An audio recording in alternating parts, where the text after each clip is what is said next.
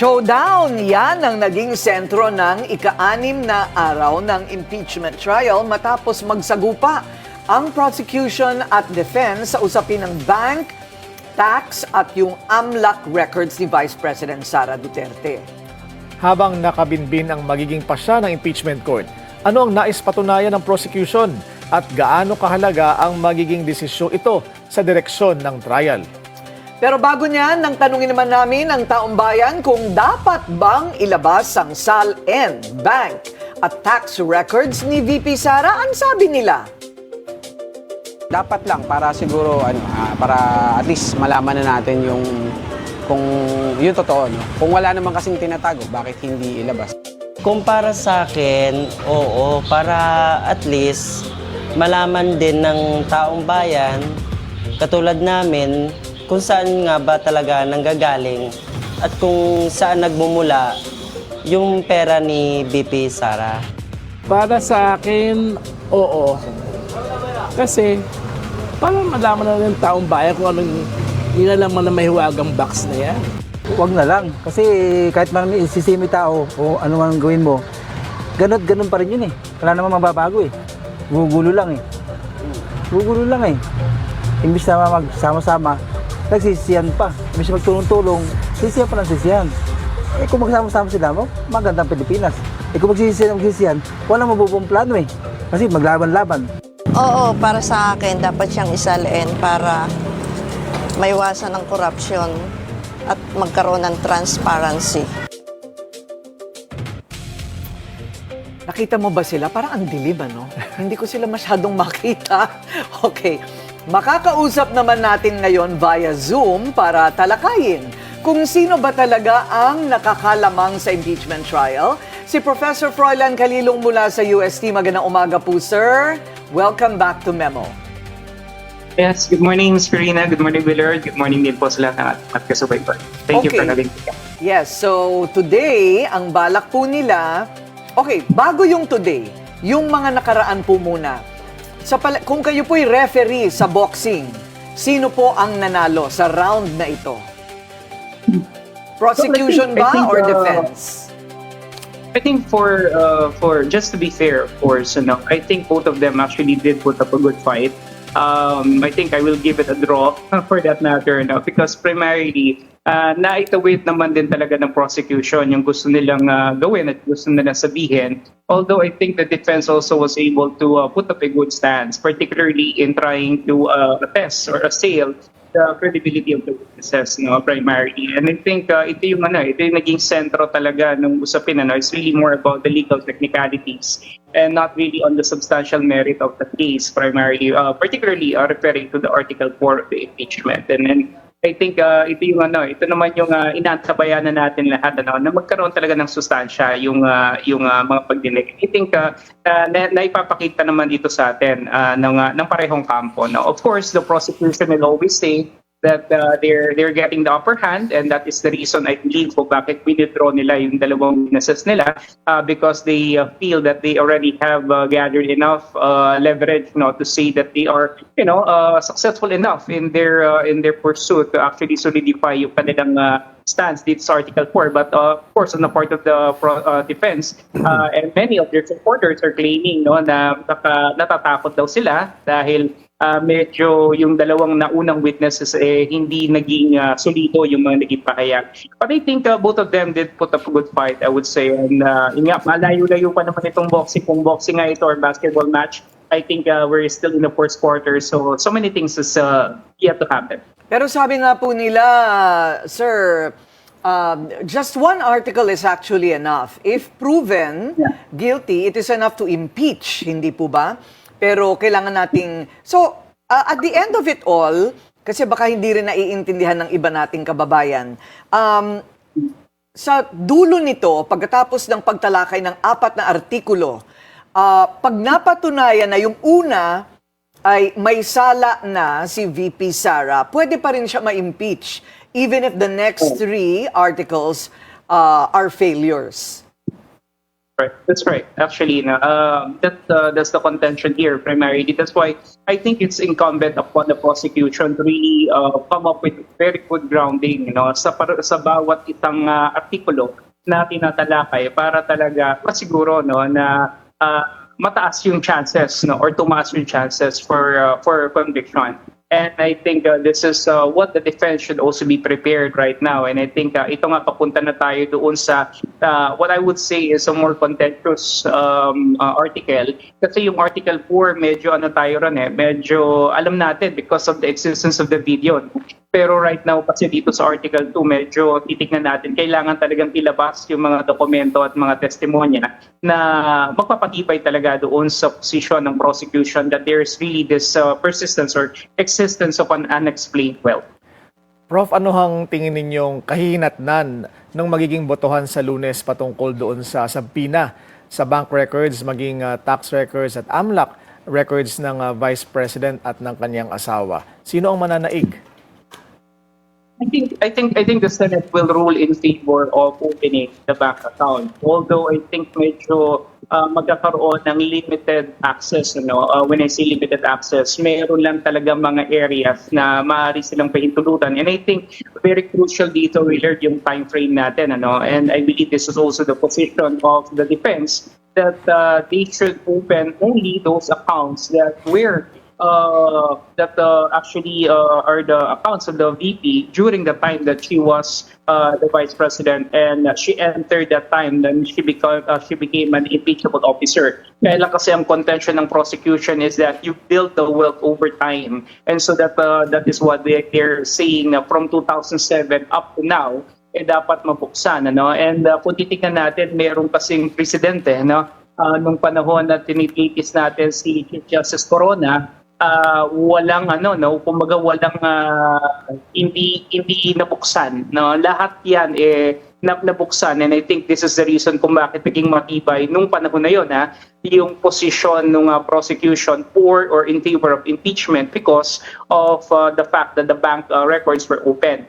And kung titignan naman natin yung RA 1405, maliwanag naman din to na pwede talagang buksan itong kanyang mga records, especially because of the impeachment process. But again, it's something that we should see later on, kung bubuksan ba lahat ng mga bank records. But I think the Senate will rule in favor of the prosecution to open the bank records and the BRR files. At kung sakaling mabuksan, Prof, nga ang financial records, partially man or buo, ano ang magiging implication nito sa posisyon ng depensa at ni VP?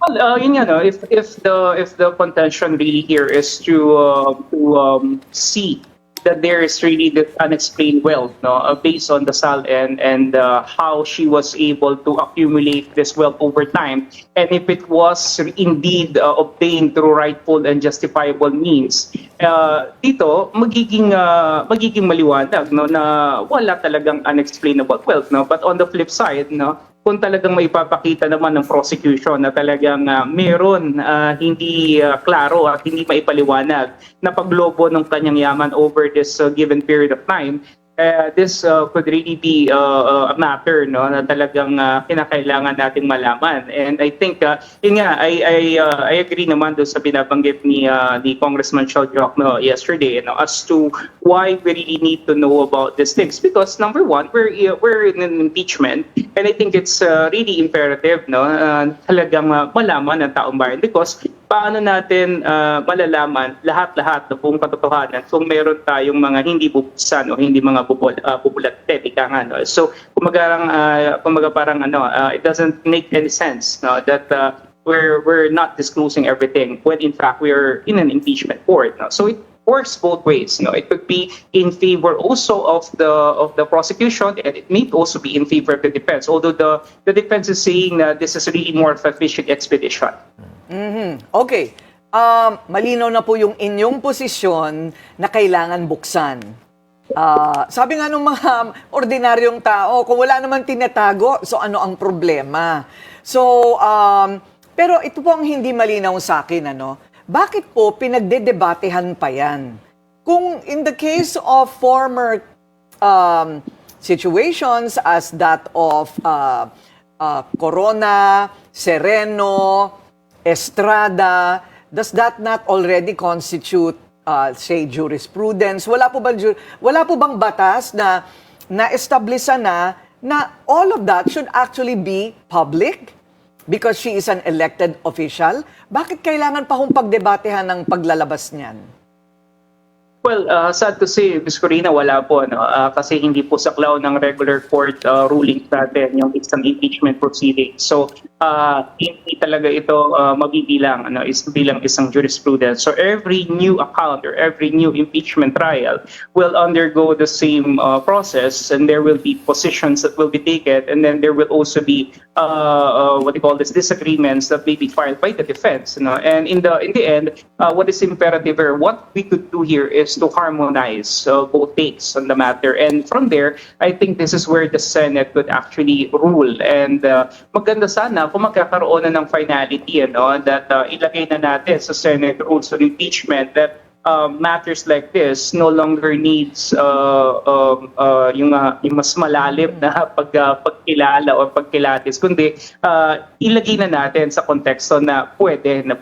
After all, nandun naman talaga yon sa batas, no? Nakalagay naman yun sa RA 45. So, ganun pala yun, Willard. Pwede silang Iba po ang mga patakaran ng isang criminal case in court, in which case they can always subpoena for these such bank records. Pero dahil political process ito, pwede silang magsabi na hindi pwede. Pero pwede pong silang gumawa ng Senate rule that will state that we all have to be transparent. Yeah, actually, lahat naman po ito, po pwede naman talagang balangkasin ng Senado. After all, the Constitution also clothes the Senate with this power to conduct the proceeding and at the same time to impose their rules. And so, po pwede po nila itong gawin. Although, like I said, kung in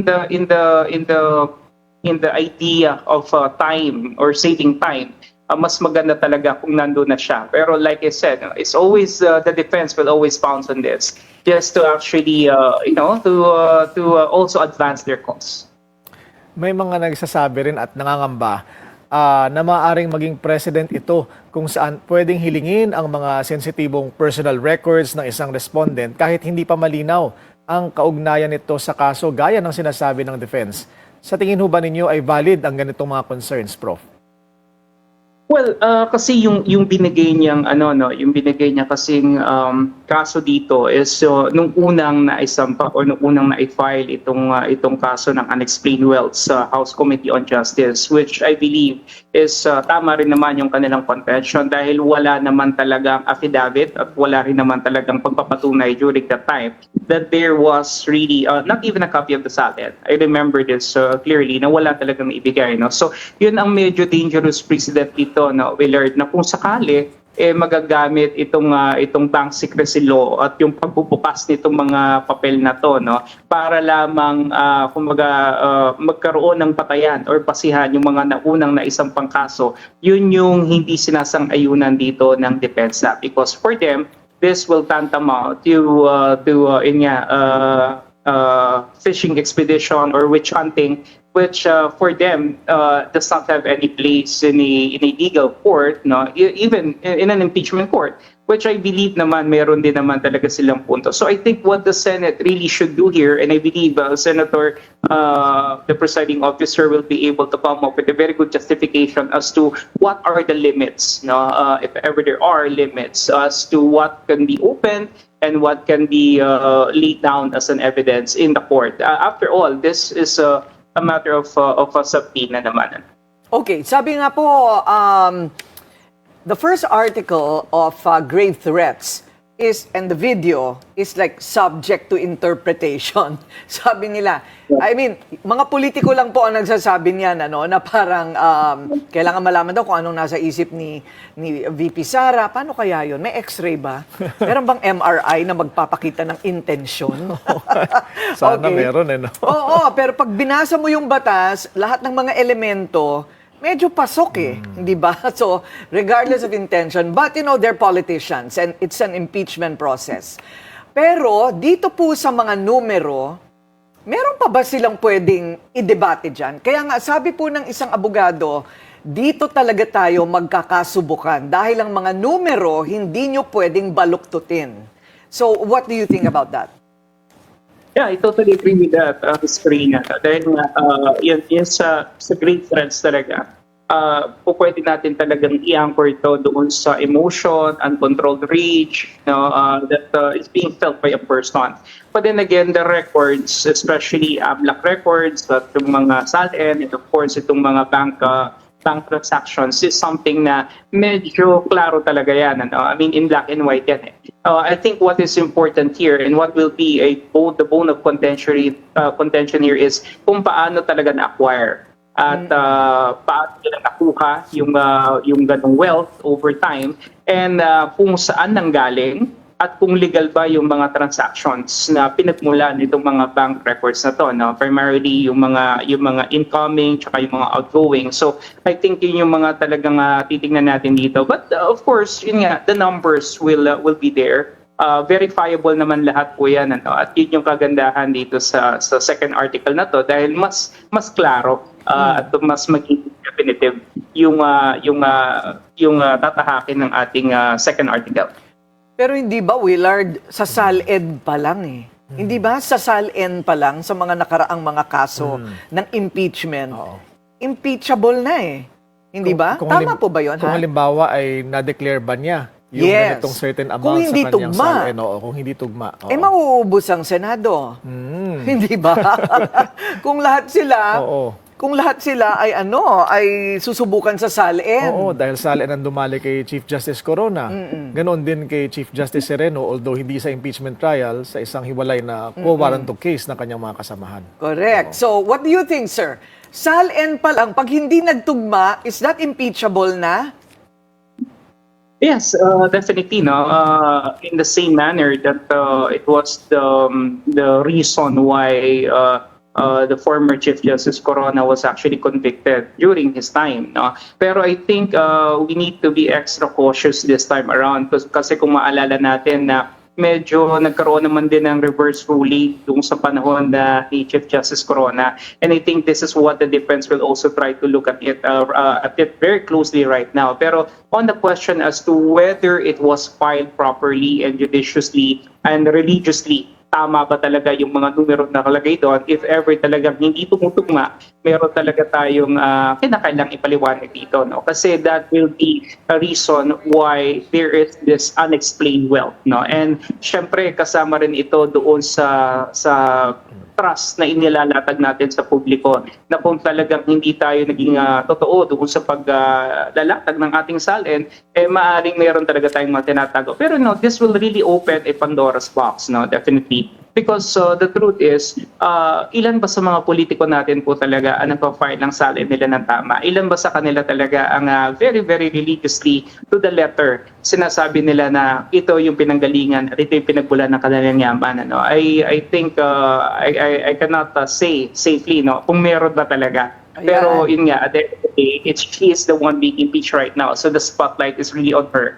And ito po yung kakailanganan nating malaman right now. That spotlight is on her now. Pero pagka napatunayan that it is impeachable, that your SALN is fictitious, edi parang medyo matatakot sila. So I'm imagining now how they're going to make it look like discrepancies and incompatibilities in the SALN is not impeachable. Tingnan natin kung paano nila babaluktutin yan. Kasi delikado sila dyan.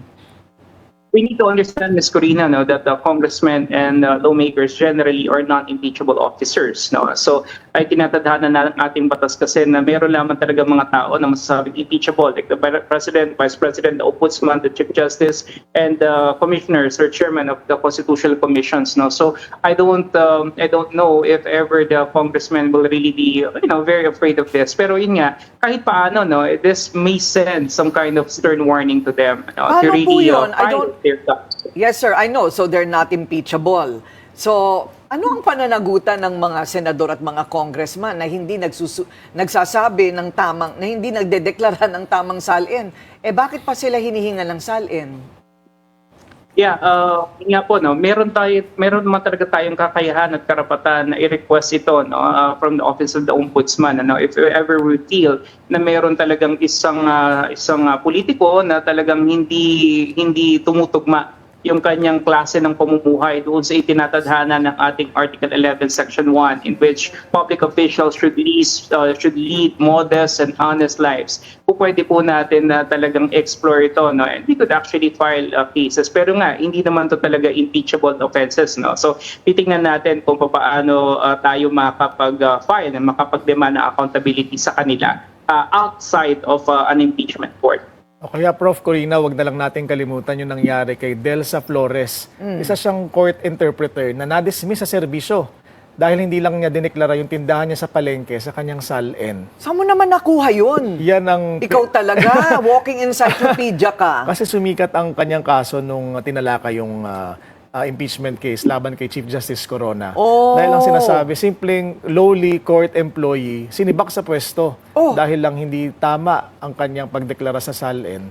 Parang nga tayo naglulukohan dito All the more na dapat managot ang mga high officials. Exactly. Maybe, hindi po ba, Prof, ano? Kaya siguro ang daming mga nagnakaw. Kasi nga, they're not accountable in law. At ayaw talaga nilang ilagay yan sa batas. Dahil hindi na sila pwedeng kumikback. Hindi ba? Okay, last question. Bago po nagsimula ang oral arguments, pinuna ni Senator Alan Peter at Pia Cayetano yung pahayag po ni NBI Director Melvin Matibag. Kasi biglang binuhay yung investigasyon po sa 2019 SEA Games na ano ba yon? Corruption o overpricing? Wala hindi dumaan daw sa public bidding. Correct. Ang infra projects sa SEA Games. Kasama Yes. na yung kaldero. Yung Yung sinisindihan overpriced na torch. kaldero. Magkano nga ba yung kalderong yon? Nako, kailangan ko yan. Parang milyon eh. Milyon, syempre. Oo, yung kaldero. So, nagkataon, ang chairman po noon, 2019, was Senator Alan Peter Cayetano. Ito ba ay pwedeng masabing harassment? Tulad ng sinasabi ni Senadora Cayetano? Para sa akin po kasi, no, number one, we need to look at the timing. No? I really would agree with Senator Alan Peter Cayetano that the timing here is, I think, quite suspect, no? Especially na si Director Matibag will be called upon, supposedly will be called upon. So I think ito kasi medyo matagal na, no? Pero yun nga, it does not absolve anybody of the accountability. No? I would say na kahit matagal na ito, kailangan talagang maimbestigahan. Pero ang tanong dito is, bakit ngayon lang? Okay, that's number one. And at the same time, ano yung motivation behind it? No? If really to build a case, tsaka masampahan na naman siya ng kaso, halimbawa, at yun nga, baka nga matulad dito sa kung gaano kabilis na ipakulong si Senator Marcoleta, ganun din si Senator Jingo Estrada, then I think really the point here is para talaga lagasin yung mga, sabihin na nating anti-administration senators, which I think is not really good in so far as, the check and balances in the democracy is concerned. And I think dito, meron din naman punto itong si Senator Alan Peter Cayetano because tama yun, imbestigahan mo, no? Pero kinakailangan din natin tignan, ano ba talaga ang rason kung bakit inimbestigahan. When in fact, we have this very, very big issue right in the very noses na talagang mukhang tumamlay na at hindi na nila gustong i-pursue, which I'm of course referring to the flood control issue. No? So, hindi ko sinasabi na huwag imbestigahan, pero kinakailangan din naman natin talagang maging patas sa lahat ng anggulo at sa lahat ng mga issue na kinakailangan nating tutukan because, this really concerns accountability and not just select justice, definitely. Ayun, yung selective justice. But it is not against the law. Wala rin pong pipigil sa NBI na siya ay imbestigahan. Ayun, Tama po okay. May singit ko lang, 50 million pesos ang halaga ng Yung kaldero? Oo. 50 million? 50 million. Gawa sa ginto. Ikaw talaga, mura pa yun. Na sinabi ni Senator Cayetano na funded daw by private sponsors. Ano yun? Galing Privately sa funded daw. Galing sa... Yung kalderong galing Hong Kong. Kasi ang daming ginto dun eh. Okay, sige. Maraming salamat po sa inyong oras. Sir Calilong, maraming salamat for your time. Salamat po. Samantala, ngayong nalinawan na tayo sa isyong yan, alamin natin ang komento ng ating mga manonood online para malaman, dapat bang ilabas ang bank at tax records ni Vice President Sara Duterte. Nang tanungin namin online, ang sabi nila? Sabi ni Max Alquiros, yes, kasi truth will set her free. O baka kulong. Sabi naman ni Sam Arsiaga, of course, taxpayers' money. It must be legally reported from the owner of the money. RMG, yes na yes. Kung wala ka naman kasalanan, bakit ka matatakot, di ba? Pero kung may sikreto, kahit gawin nyo lahat, hindi nyo yan mabubuksan. Sabi naman ni Carlo Datiles Clemente, sa batas, hindi basta-basta pwedeng isapubliko ang bank at tax records ng kahit sino. Ang transparency sa public officials ay mahalaga, pero dapat pa rin sundin ang due process. Paul Vincent, ng Quezon City, yes, confidentiality is not absolute. Hindi pwedeng gawing panangga ang confidentiality na yan laban sa katotohanan at pananagutan.